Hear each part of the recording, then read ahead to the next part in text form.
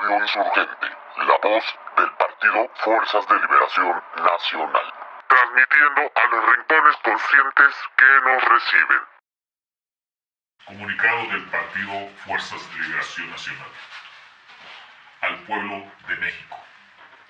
26 de enero del año 2025. Año 31 del primer Congreso y la insurrección. La dignidad histórica vive. Al empezar estas líneas que ustedes leen y antes de continuar, se hace pertinente una aclaración, que nuestra organización, a 55 años de su fundación, no acostumbra a hacer escritos públicos para atacar o desmentir palabras o dichos de uno u otro líder social o político, pero en esta ocasión se hace necesario. Estamos seguros de que la historia de la lucha de los pueblos es implacable y difícil de ocultar, a pesar del mesianismo y protagonismo que hoy tienden a distorsionarla. Así, mientras la mentira y el engaño pretenden destruir conciencias, es un deber revolucionario dignificar la historia.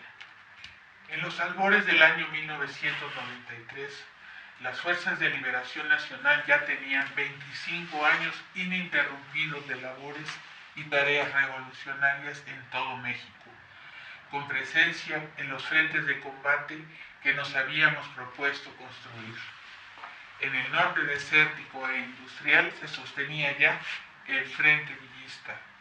En el centro del país, el Frente Paracentral, y en el sur, el Frente Suroriental, donde, por supuesto, el desarrollo político-militar organizativo era desigual, tanto por circunstancias estratégicas como históricas, de las que no hablaremos por no ser el tema que nos ocupa. Así, para principios de los años 90, las FLN habían consolidado redes nacionales de militantes revolucionarios, unos como profesionales que vivían en casas de seguridad y dedicaban todo su tiempo, vida y esfuerzo a las tareas de la organización, o como militantes urbanos, que si bien es cierto mantenían su vida civil, gran parte de ella la dedicaban a las tareas revolucionarias. Además, otros eran colaboradores y simpatizantes que nutrían a las ya establecidas y consolidadas redes clandestinas de preparación y habituallamiento.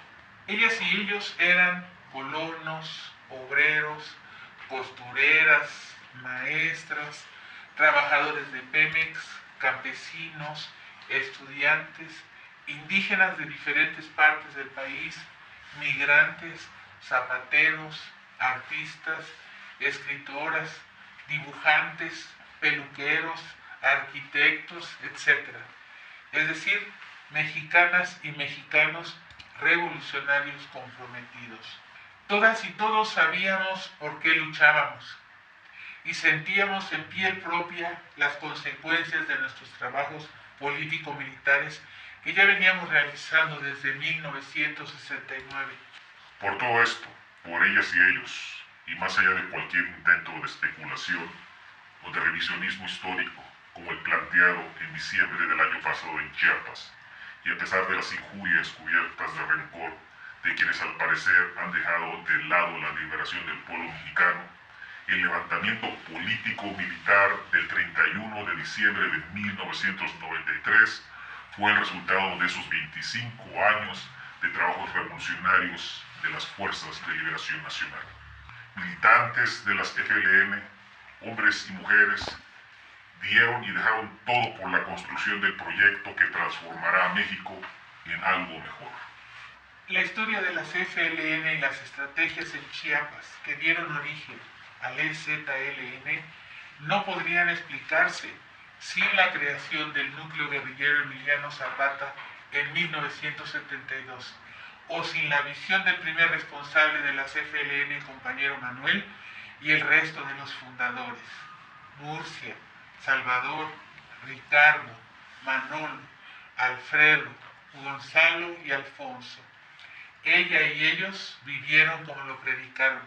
Se movieron al estado de Chiapas a principios de los años 70 a la selva lacandona porque entendieron las condiciones prerevolucionarias en las que vivían los pueblos indígenas mayas y por las condiciones geográfico-estratégicas para crear un ejército del pueblo. Aquellos que hoy activamente tratan, sin éxito, de distorsionar y reescribir la historia de la CFLN y el zapatismo, cínicamente también borran los sucesos de Nepantla en 1974.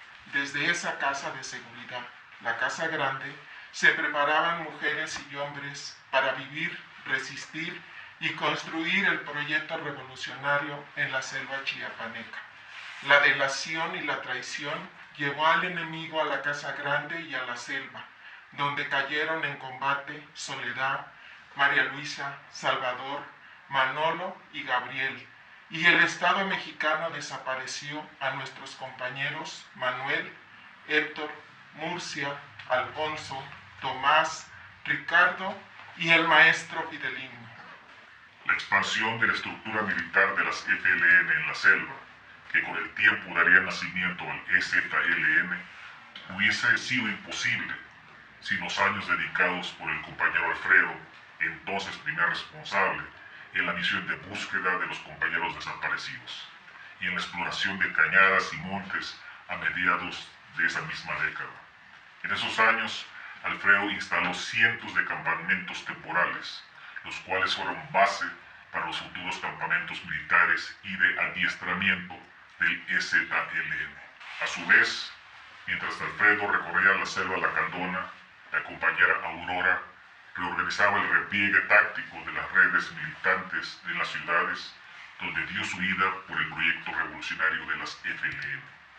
A contrapelo de lo dicho por el vocero oficial zapatista, las estructuras comunitarias del Ejército Zapatista de Liberación Nacional no existirían sin los esfuerzos de contacto y desarrollo político organizativo que hizo el compañero Ismael en comunidades tzotziles, celtales y tojolabales a finales de la década de los 70 y principios de los 80. Paco, Frank, George, Yolanda, Cantante y otros más fueron los primeros cuadros políticos organizativos indígenas de la CFLN que expandieron y cementaron la presencia de la organización en comunidades indígenas mucho antes de que el EZLN existiera en toda su forma. Sí, hoy lo decimos claro y por única vez.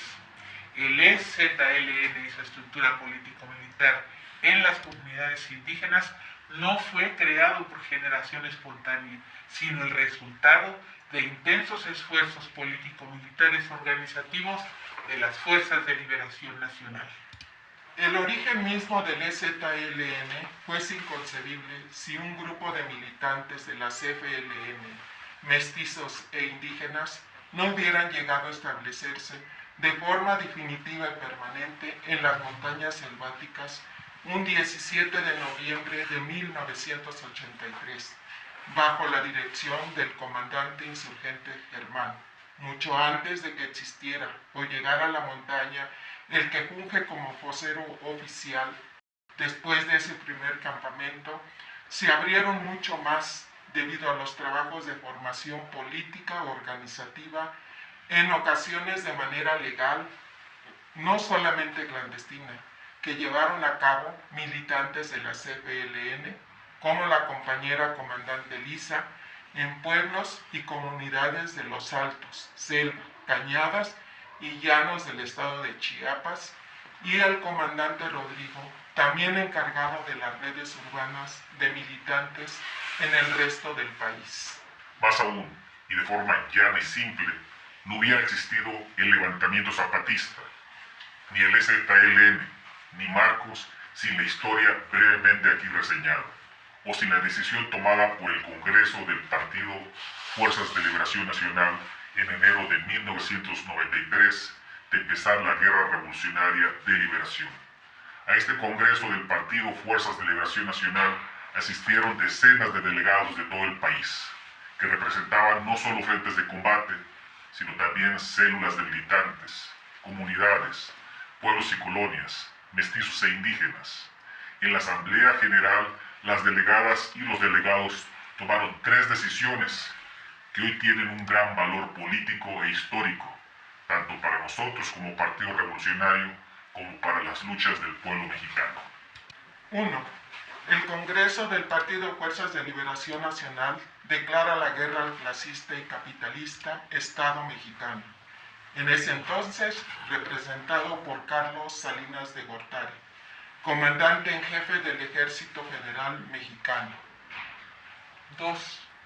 Que la guerra revolucionaria iniciaría ese mismo año de 1993. Y 3. Que el Congreso ordena a la Comandancia General que haga los preparativos necesarios para cumplir con los mandatos de la Asamblea y que los detalles se decidieran a nivel Comandancia General. Las decisiones que se tomaron a nivel Comandancia General sobre el día, hora, fechas y demás detalles fueron tomadas posteriormente y siguen siendo información clasificada, pero es ahí donde se decide que la única parte del partido Fuerzas de Liberación Nacional que se daría a conocer, es decir, que saldría a la luz pública, serían las tropas insurgentes del Ejército Zapatista de Liberación Nacional ubicadas en el Frente de Combate Suroriental. El resto de las estructuras del partido permanecerían clandestinas y realizarían otras acciones político-militares durante y después del inicio de la guerra, con el firme criterio de continuar preparándose para una larga lucha revolucionaria. Sabemos que algunos personajes redentores, en su afán por autoconstruirse legados históricos ficticios, responderán, criticarán y tratarán de ensuciar lo que hoy explicamos en este comunicado, e intentarán una vez más reescribir esta historia. Por eso, hoy les decimos a todas y a todos que dejarse llevar por la mentira o encantarse con la poesía de ficción para entender la historia de las FLN, de los pueblos en lucha en Chiapas o en el resto de México, es denigrante, cínico y contrarrevolucionario.